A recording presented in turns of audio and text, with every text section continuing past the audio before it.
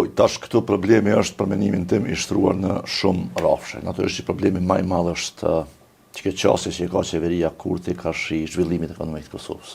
Edhe ka shi bizneset të Kosovës, sepse zhvillimin ekonomik ta bëjnë bizneset apo jo. Nuk e bën qeveria zhvillimin ekonomik, s'ka qysh. Tash kur ti lufton bizneset, ti e ka lufton potencialin zhvillimor që ka vendi. Rrjedhimisht shtetin. Rrjedhimisht shtetin ta, se shtet pa ekonomi nuk mundet me pas. Le të harron kush don. Domethënë ti mund të pas tonat mirat nëse s'ke ekonomi zhvilluar, krejt bin për tokë. Dëmtohet arsimi, dëmtohet shëndetësia, dëmtohet policia, dëmtohet ushtria, krejt. Çdo gjë. Dhe këtë drejtim kur të sulmohesh kështu, kjo e krijon një atmosferë në Kosovë, e cila është e papërballueshme për shumicën ndërmuese të qytetarëve. Domethënë e papërballueshme financiarisht dhe ekonomikisht, rrjedhimisht e papërballueshme edhe si jetë. Pra në këtë drejtim mendoj unë Albin Kurti nuk është i pavëdijshëm çka ka bën. Nuk e di pse o ka bën. Po i pavëdijshëm nuk është. Mund të them për shembull kur kosh qeverinë e Kosovës që ona nuk e kena ditë që ka çet efekt negativ, çka që jem të e bë. Sepse ajo kishte me qenë naivitet i jashtëzakonshëm që nuk besoj që e ka as Kurti, as Bislimi, as tjetri që janë. Në këtë drejtim duhet me kuptu ose duhet me diskutu, domethënë cilat janë arsyet pse Albin Kurti sillet kështu ndaj biznesit. Pse për shembull Albin Kurti, prej se ka ardhur në pushtet, e ka ndalë secilën mundësi të zhvillimit të Kosovës. Për shembull, i ka bë ftesë për me bojkotu prodhimet vendore, po. Albin Kurti drejt për së drejti, jo sekretari vetëvendosur që rëndësi ka. Partia vetëvendosur ka bë ftesë, ishte para 2-3 muajve kur ishte ajo deklarata, bojkotoni çiktat prodhues. Me këtë siklën kishte po i luftojnë oligarkët. Pastaj jo ka shtrejtuar rrymën, i ka qitë në treg që po e quajnë të hapur, zërëje e Albin Kurtit, ku s'ka treg të hapur, ku në fakt nuk ka konkurrencë. Apo jo. Edhe ministri atje pranojnë që nuk ka, thotë tash po përgatiten të kompani që kanë më ofertu, po deri tash nuk ka pas. Apo jo. Tash përgatitin ato kur përgatitin shpra. Nëse ti del edhe e blen rrymën elektrike në treg që po e quajnë të liberalizuar, ku e ki vesh një ofertues kjo monopol. Dhe monopolit natyrisht që nuk është konkurrencë që ty ta kish ofruar. A nuk është që do i kemi luftu monopolet? A nuk është kjo që do i kemi luftu monopolet për shembull. A nuk është kjo që ka ardhur pushtet, tu pretendu që ka me luftu monopolet dhe ka me bëj jetën më të lirë për qytetarët. A ka qenë shkëp premtimi bazik. A nuk është kjo që ka thonë që kur të vim në pushtet, kena me luftu bizneset tjera e kena me nxit prodhimin, sepse prodhimi është bazamenti i ekonomisë. Me plot drejtë ka thonë ata. A është të luftu bizneset tjera e të e mundësu prodhimin apo anasjelltas?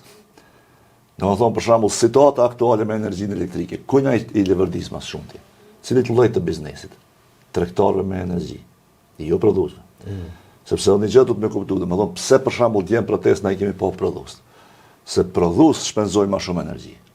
Energjia, kostoja e energjisë te prodhimi është një kosto e rëndësishme, e cila po rrit e rrit koston e gjithë bashkë me prodhimit. Ndërkohë që te shërbimet, kostoja e energjisë është gjithë më e ulët. Apo jo? Për shembull, ki lloje të ndryshme të bizneseve, haq që marrin bankat, në të cilin kostoja e punës është shumë më e lartë se e energjisë. Po te prodhimi mund të jetë anasjelltas. Dhe tash kur ti arrit çat kostot ti bën ato jo konkurrentën treg. Për shembull, për me shpjegu më thjesht, nëse dikush e prodhon çet lang, edhe ka hesap me shit 50.000 euro, dhe ti ja ke rrit energjinë elektrike për 260%, ky s'ka çfarë pa reflektuar çata në treg. Nëse ky reflekton çat çmim në treg, qytetari i Kosovës nuk e blen më këto 1.50 se e ka të Maqedonisë 1 euro për shembull, ose në shtete tjetër që nësi ka. Dhe pastaj ky duhet me nal prodhimin. Kur e nal ky prodhim, ç'a ndodh?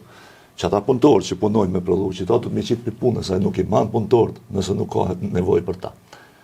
Dhe kur që njësë njësë me dalë për punë, shoqënia jonë ka ma pak pare me ble.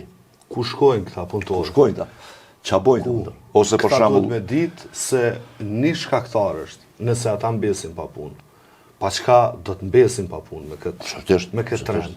Është Albin Kurti. Absolutisht, vendimet e qeverisë. Aty duhet lypin përgjithësi, aty duhet lypin zgjidhje. Po, fatkeqësisht qytetarët e Kosovës shpeshherë po lypin zgjidhje në Gjermani. Dhe kur po shkojnë në Gjermani, na po mesin me më pak banor. Çka i bën më pak banor, i bën më pak me ble. Më pak mundësi me ble, po.